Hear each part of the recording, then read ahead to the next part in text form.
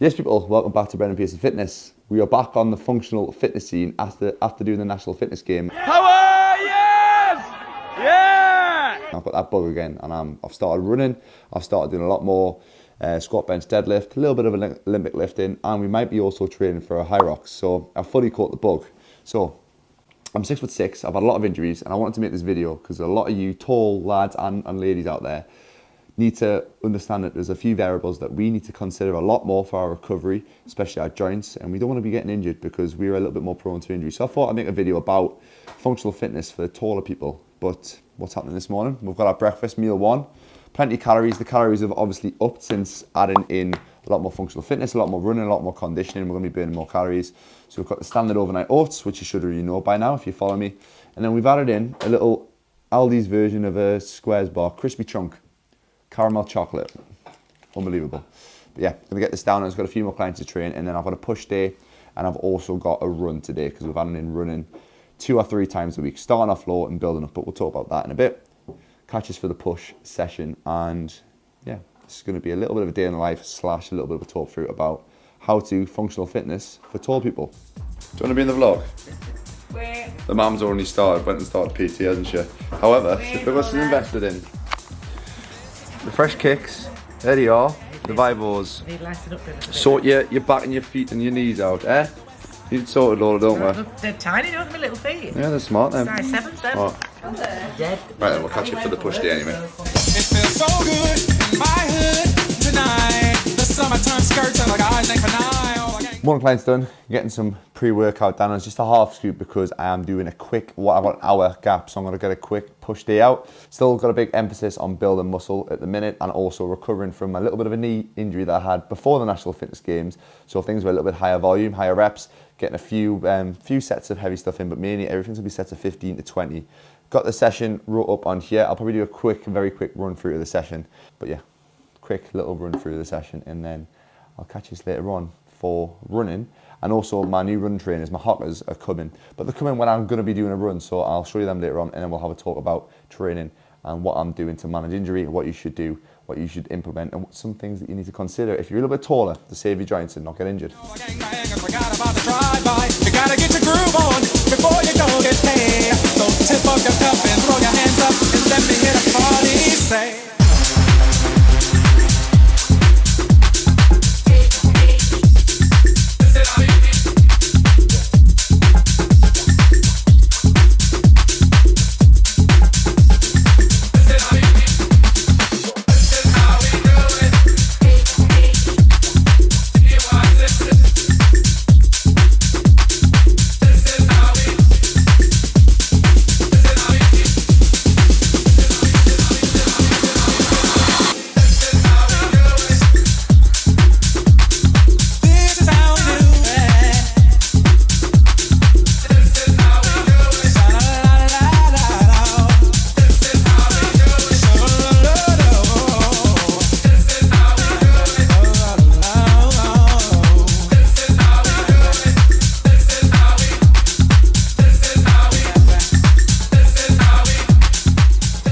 Well, quick push day wrapped up.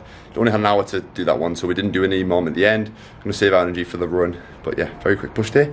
Gonna get some food, nothing too crazy, just some carbs, a little bit of protein, because we're gonna go for a run in 2 hours, so I don't want anything too heavy on the stomach. But yeah, we'll catch us when we do a little bit of running, show you the session, and then we'll have a little bit of a chat later on about what the video's about, because I've just been blabbering on today. But yeah, catch you later.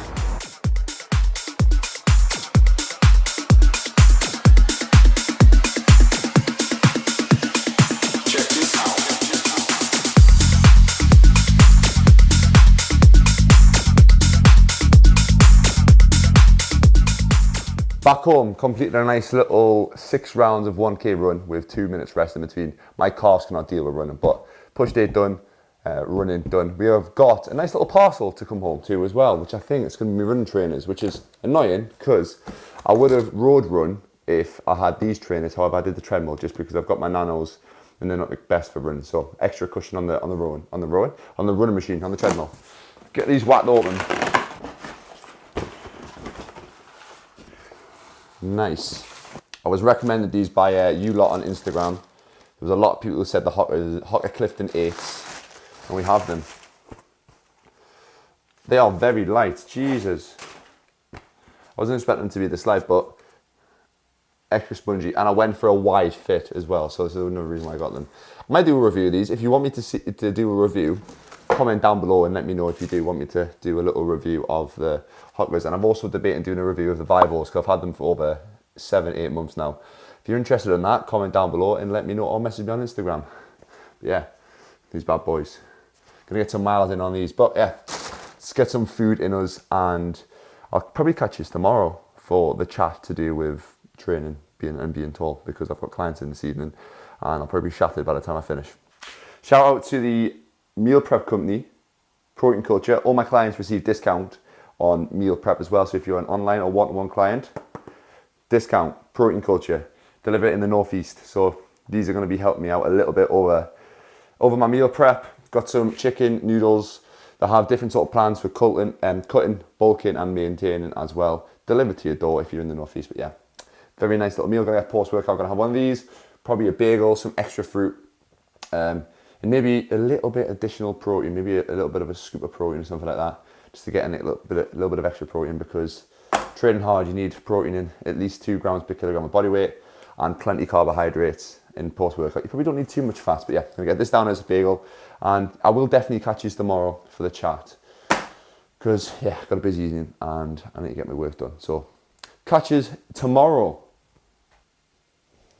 Now it is tomorrow, so we're going to be talking a little bit more in detail about a few things that you tall lot should be thinking about if you are switching over to the functional fitness scene. Whether that's you've done it in the past, or maybe you've came from like a sporting background, or if you've came from bodybuilding and you are now transitioning over to a functional fitness kind of style of training. There's a lot of things that you need to consider, and mainly to manage our joints, ligaments and tendons. So first thing that we need to consider a little bit more than the average individual is our connective tissue and our joints. We are a lot more prone to injuries, especially things like tendonitis. Because we have longer limbs, there's going to be a little bit more force going through our joints when we're doing certain movements, especially the big ones, your squat, your bench and your deadlift.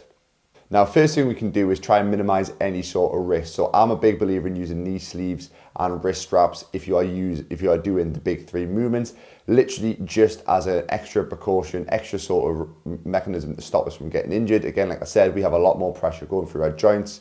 I think if you're lifting lighter weights, you probably don't need it, but once you start getting strong, once you start getting into plus 120, 130 kilogram squats, plus 100 kilogram bench press, and plus 160, 80 kilogram deadlift, then you should probably start looking into knee sleeves, maybe even a lifter belt for your deadlifts, and then obviously maybe some wrist straps for your bench press, just again to save issues from creeping up down the line. Yes, some people might say that it's cheating, but we are a little bit more prone to injuries, and the last thing you want is to get injured then have more issues down the line, and eventually you're going to end up having to use them extra sort of precautions anyway. So you might as well start now. Once you start getting strong, then introduce them. Earlier on in your lifting career, when you're starting to build up your strength, you probably don't need them as much. On the topic of equipment, when it comes to you doing maybe a bit more running, I would definitely invest in a good pair of running shoes, just because you're going to get a little bit more cushion. Like today, I had my nanos on, and they're not the best thing for running. Obviously, if you need something that needs to be versatile for, say, a workout which involves running and then squatting, yes, put your nanos on. However, if you were just focusing on running, maybe doing 5Ks, maybe doing 10Ks, or maybe you're training for like a marathon or something like that, or a half marathon, then definitely invest in a good pair of running shoes that are going to take a little bit of pressure off your joints and are going to be aligned for whatever your foot position is and designed for your gait as well. Next thing is going to be managing your volume. Now, if you're just starting out in the functional fitness scene, then you're probably not going to be able to deal with as much volume as you see the likes of these CrossFitters and Instagram influencers doing. I listened to a little interview with Zach George the other day, and he talked about his programming, how it's two training sessions a day, morning and evening, and then pretty much 7 days a week he's training.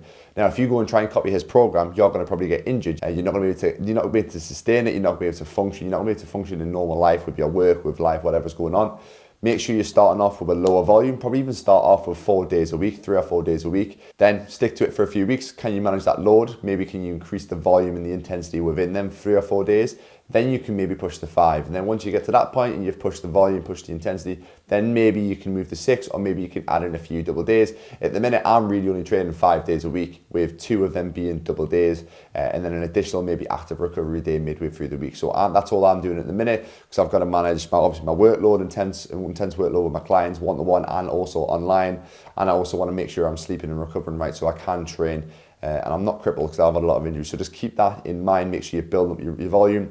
You should always have some sort of program which is planned for you, whether you get it yourself, or what I would probably recommend is getting a coach writing one for you, starting off with a lower volume, and it should be periodized over a year, slowly increasing that running volume, increasing that lifting volume, increasing all round volume in your training. Same thing when it comes to your big three movements, your squat, bench, your deadlift, or even if you're adding things like power cleans, snatches, start off with very low volume with them. Maybe start with only hitting them once a week, especially things like squats. If you're tall, you have longer limbs, there's going to be a lot of pressure on your knees. So maybe you can only do that session once a week or maybe twice a week, and always making sure that you have a rest day afterwards. For myself, for my lower body sessions, when I have a really intense squat or deadlift day, I normally either stick a rest day or an active recovery day after it, because I know if I then go and try and do a run, try and do anything that involves lunging, even sometimes rowing, anything that's going to involve that knee flexion, I'm going to be getting pain, and my tendons and ligaments might not be fully recovered, because you just got to remember, tendons and ligaments, our connective tissue takes longer to recover than our muscles. Physically, you might feel fine, however, your joints might not actually be recovered. That's when things like tendonitis you can start picking up, which is something I suffered with for years. Chronically, I've had surgery on them. So yeah, listen to this advice if you are listening to this video, and make sure that you're allowing a little bit more recovery, especially after the days where you're hitting them big movements. Another thing which I'm still integrating after coming from a little bit more bodybuilding for a year is on my lower body sessions, adding in isolations before I hit my compound lifts. Now you can do the same thing for your upper body. You could do some bicep curls, some triceps, maybe some lateral raises or something before your upper body movements. But for my lower body sessions, because I'm so prone to knee injuries, so prone to other little issues, I'm doing my leg extensions, hamstring curls, maybe some adductors, some cable hip flexions. If you looked at my leg session from the other day, I started off my session with some lying single leg hamstring curls, because I've got some imbalances between my left hamstring and my right hamstring because of some knee injuries. Did some Copenhagen's just for my adductors from previous injuries. And then also some cable hip flexions, because if we're working our glutes a lot, we've got to work the antagonist for that, which is going to be our hip flexors, which doesn't get a lot of work, especially if we're doing a lot of running. We need to build them hip flexors up. So adding them in beforehand. Then I went into my main movements, my deadlifts. This is going to be great because my joints are already going to be warmed up, my muscles are already warmed up, and I'm already primed for going into that heavy lifting. And I probably don't need to warm up as much in them sets. And also there's not going to be too much negative effect from doing them isolation movements when you go over to your compound lifts. You might be, some people might say they might take a little bit of weight off it. However, I would rather take that additional risk of injury away for the sake of 5 kilograms of load that I'm going to lose on the bar. Yes, when it comes to competition, circumstances are going to be a little bit different. I did a competition a few weeks ago, and obviously warm-up wise, I didn't have my leg extension, didn't have my hamstring curl. But when the adrenaline's pumping, when you've had an extra few scoops of pre-workout in a competition, it's a completely different thing. You don't have to worry about that. But yeah, when you're in training, think minimize risk of injury, and yeah, what is going to be the best long-term for yourself. Another area that we need to consider when jumping into functional fitness is adding in plenty unilateral work. Unilateral is single arm, single leg work. Because we are taller, we are prone to having a lot more imbalances, whether it's in our hips, in our knees, in our back, whatever it is, making sure we're working each side individually so we can fix them imbalances to minimize any sort of injury risk down the line. One more thing that I forgot to mention, you do not have to squat, bench, deadlift. If there's exercises that are causing you issues, causing you pain in your squat, your bench, your deadlift, whatever, even front squat, if you don't have that front rack ability for it, then don't do it. If you are training for health, if you train because you enjoy this sort of training, then you do not need to do your squat, bench, deadlift, power cleans, hand cleans, whatever it is, Olympic lifting. Unless you're going to compete, yes, you do, but if you don't have to do it. I took about 9 months to a year out of functional fitness. I just focused on bodybuilding, I focused on getting strong, building muscle, and then I was working a lot of zone 2 stuff just so I could get rid of all the little niggles that I had. And now I'm joining back into the more functional fitness scene, and I feel great for it. I'm slowly building myself up, my squats, my bench, my deadlifts. If I have any niggles, I'll back off. I'm not going all the way into 1 rep maxes and crazy lifts. I'm just building myself back up to it. So yeah, just a point. There is better alternatives if you are struggling with injury. Back squats, switch over to a hack squat. You're a lot more supported. Your lower back, it's a lot safer for your lower back. You can adjust your foot position if you have tight ankles. Same thing for deadlifts. A 45-degree hip extension could be a good example for that, or even working on RDLs and building it that way. And then for bench press, simple dumbbell variations or machine variations are probably going to be better if you want to build muscle. However, if you're working on overall strength and again want to compete, then you probably do need to add bench pressing in. It just depends on your goals, your injury circumstances, and what you have available equipment-wise as well. Final thing is going to be recovery. Recovery is going to be so much more important now if you're doing functional fitness, because you're doing a lot more different things, and there's going to be a lot more impact on your body. If you're doing bodybuilding, everything's a lot more controlled. You can use a lot more machines. You can manage that volume, manage that intensity, go on like a push-pull leg split. Your body's got a little bit of time to recover before the next session, or that muscle group's got a little bit of time to recover before the next session. Whereas with CrossFit, functional fitness, whatever style of training you're doing, you're going to be hitting your body every single day with a little bit of load. Now, recovery, mobility, going to be a big one. I preach it. I do it every single morning. I've done videos in the past covering mobility.